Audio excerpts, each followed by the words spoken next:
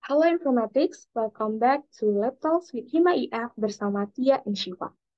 Pada episode kali ini, kita akan berkolaborasi dengan salah satu lab yang ada di Fakultas Informatika, yaitu Lab Foresti, teman-teman. Nah, benar banget nih, Shiv. Pada kesempatan kali ini juga, kita sudah kedatangan narasumber yang super duper keren nih. Beliau adalah Kak Muhammad Hasbi Kurniawan, selaku Ketua Lab Foresti periode 2022-2023. Untuk Kak Hasbi, mari kita sambut Kak Muhammad Hasbi Kurniawan. Oke, Halo Kak, halo. gimana nih kabarnya untuk hari ini? Alhamdulillah ya, Kak, sangat fresh ya. Terutama udah mulai liburan nih kan ya. Jadi Wah, udah santai banget pasti. udah menikmati long weekend ya kayaknya. Yoi, nggak tahu sih kalau di jurusan aku kan IT udah santai, nggak tahu kalau IF kan biasanya lebih. Sama Kak, kita juga lagi long weekend nih. Dalam weekend ya, Alhamdulillah. Nah, mungkin untuk teman-teman informatik sendiri yang belum tahu nih siapa sih Kak Hasbi ini? Mungkin boleh Kak perkenalkan diri terlebih dahulu. Oke, kenalin ya, nama aku Muhammad Tasbih Kurniawan. Aku sendiri dari jurusan Teknologi Informasi. Nah, kebetulan tahun ini diamanain sebagai Koordinator Asisten Lab Forensic and Security. Wow, keren banget nih. Mungkin dari kita juga sudah menyiapkan nih Kak beberapa pertanyaan yang akan kita tanyakan pada podcast kali ini nih, tentunya mengenai lab forestry sendiri nih. Gimana nih, Shiv?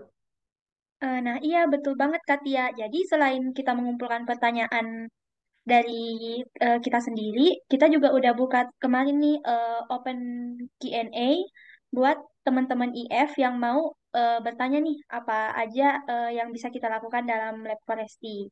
Nah, di sini Nah, pertanyaannya udah kekumpul nih. Mungkin buat ke Kak Tia untuk bisa lanjut ke sesi tanya jawabnya.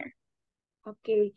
Mungkin nih buat teman-teman dari informatik sendiri yang belum tahu banyak mengenai forestry lab sendiri itu apa sih, Kak? Oh, jadi kalau forestry ya, kalau forestry sendiri itu panjangannya Forensic and Security Laboratory. Nah, lab kita ini merupakan lab yang bergerak di bawah kelompok keahlian CPS, Cyber Physical System. Nah, jadi sesuai namanya, kita sendiri tuh fokusnya di ada Forensic and Security.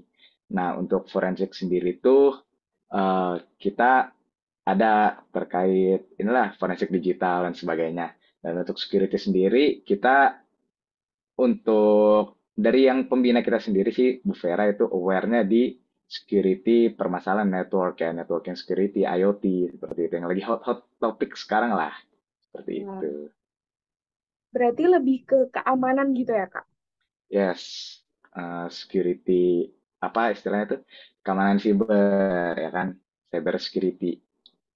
Nah, perspektif orang-orang nih, Kak, mengenai lab forestry sendiri itu lebih ke arah hacking. Itu benar nggak sih, Kak? Yes, karena sebenarnya gini ya, kalau berbicara soal security, security sendiri kan kalau kita breakdown dari permasalahannya itu sendiri kan kita belajar seven layer, wah panjang lah kalau berbicara OSI seven layer gitu kan. Oke, Nah, baik. cuman kalau berbicara masalah cyber security, khususnya tadi hacking-hacking, itu kenapa orang mengaitkan antara security dengan hacking? Karena ya tadi kebanyakan kerjaan cyber security itu ke arah pen testing tadi. Nah, kalau berbicara hacking, hacking itu kan frasa yang digunakan untuk eh, istilah konotatif gitu ya, yang kasar gitu. Karena kalau hacking itu ngehack sistem, meretas sistem, mengambil keuntungan gitu. Nah, kalau bahasa halusnya ada white hat gitu kan, itu melakukan pen test, menguji keamanan sistem tersebut. Jadi kalau dibilang eh, ke hacking-hacking ya bisa benar bisa enggak gitu karena ya emang ke situ sih arahnya. Berarti tergantung kebutuhan juga nggak sih, Kak? Iya, tergantung kebutuhan dan mesti diingatkan ya kalau berbicara hacking, open test dengan tanpa pengetahuan atau tanpa persetujuan gitu, itu tentunya nggak boleh dong. Karena kan kita juga harus belajar etika gitu ya. Oke, Kak. Kalau untuk implementasinya sendiri di study group-nya tuh biasanya belajar apa sih, Kak? Kalau untuk study group, kita punya kurikulum tersendiri untuk Foresti. Nah, Jadi balik lagi karena berbicara tadi kan cyber security ini bisa ngarahnya itu untuk implementasi mudahnya lah itu ke arah pen testing tadi gitu kan. Jadi kita belajarnya itu mulai dari ada Linux fundamental, ada kita belajar eh, apa cara-cara hacking apa dasar gitu kan. Nah, ada teknik-teknik yang kita pelajari. Ntar ya, aku coba buka kurikulumnya. Mangga Kak, mangga.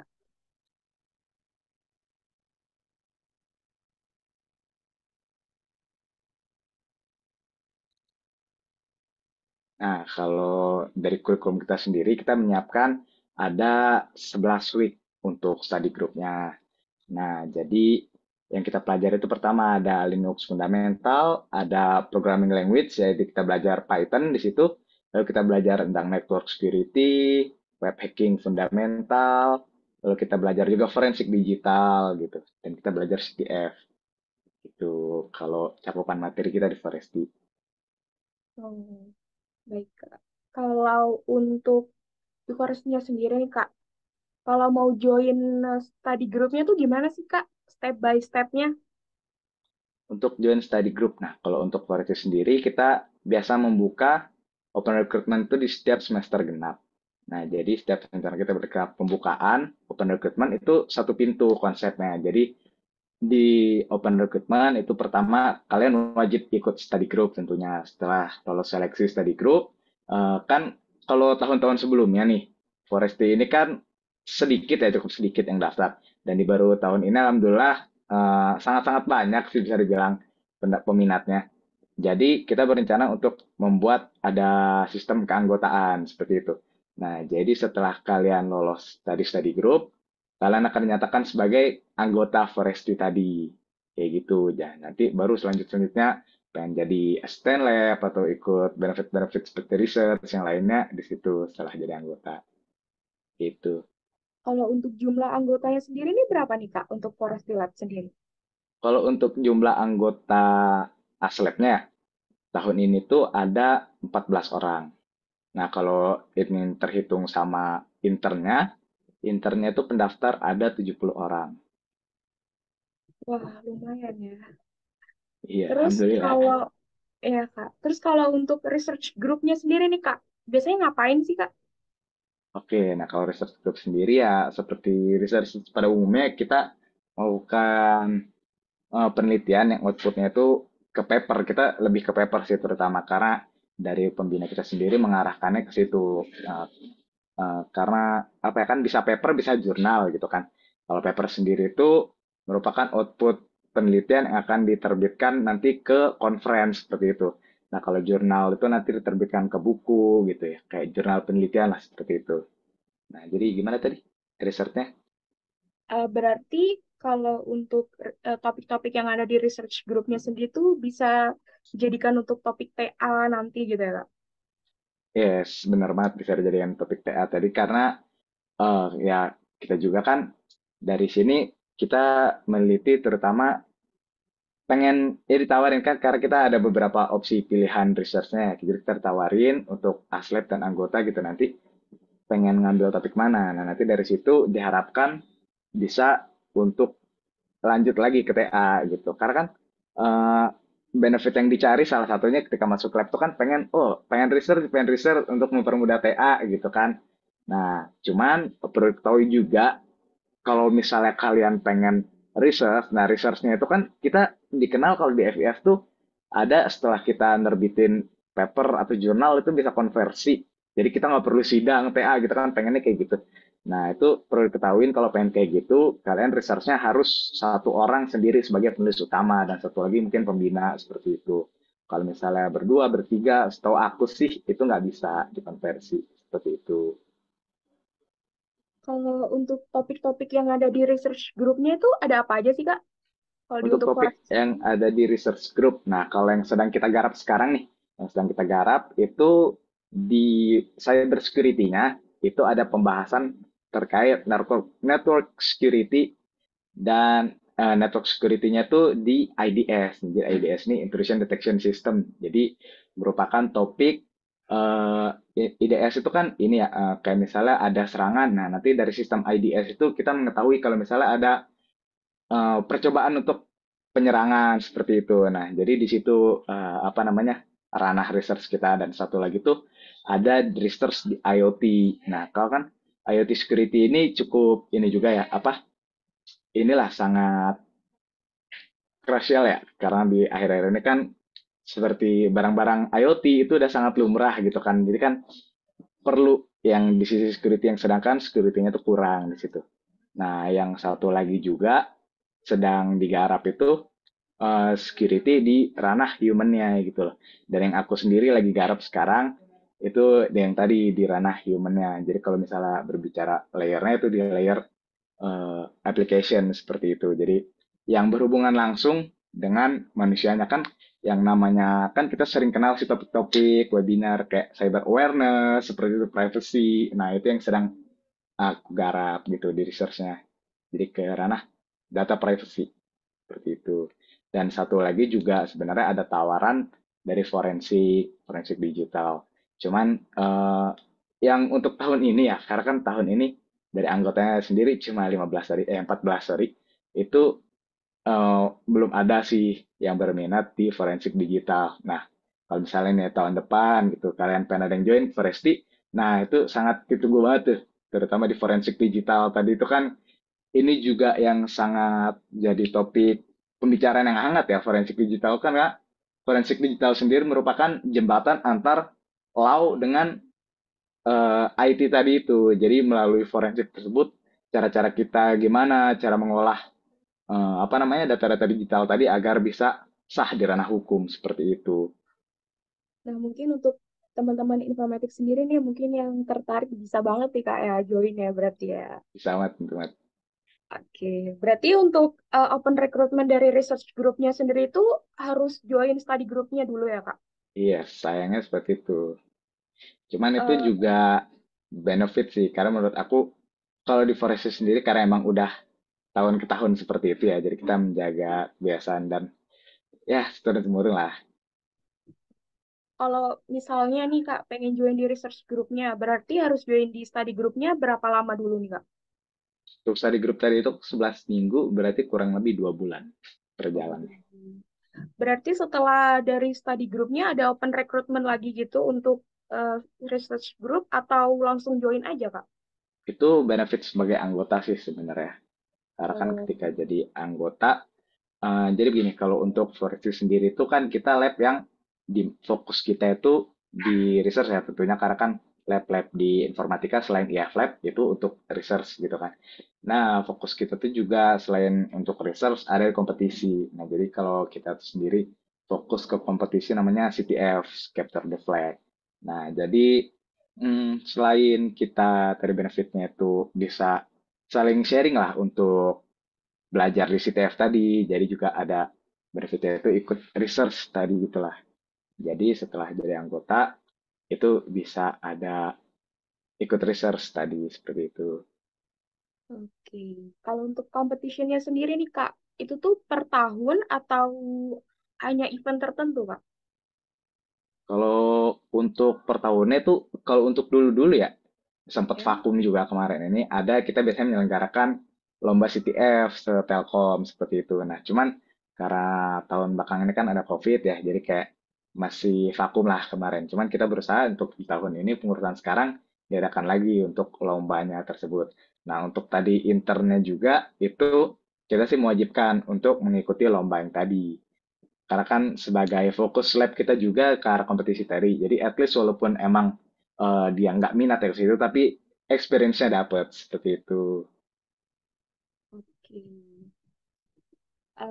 Oh ya Kak, kalau untuk kolaborasi sendiri nih sama lab-lab di informatika yang lain, ada nggak sih Kak? Untuk kolaborasi secara langsung gitu ya, kayak dari research mungkin. Karena kan lab antar lab itu yang seringnya kolaborasi research.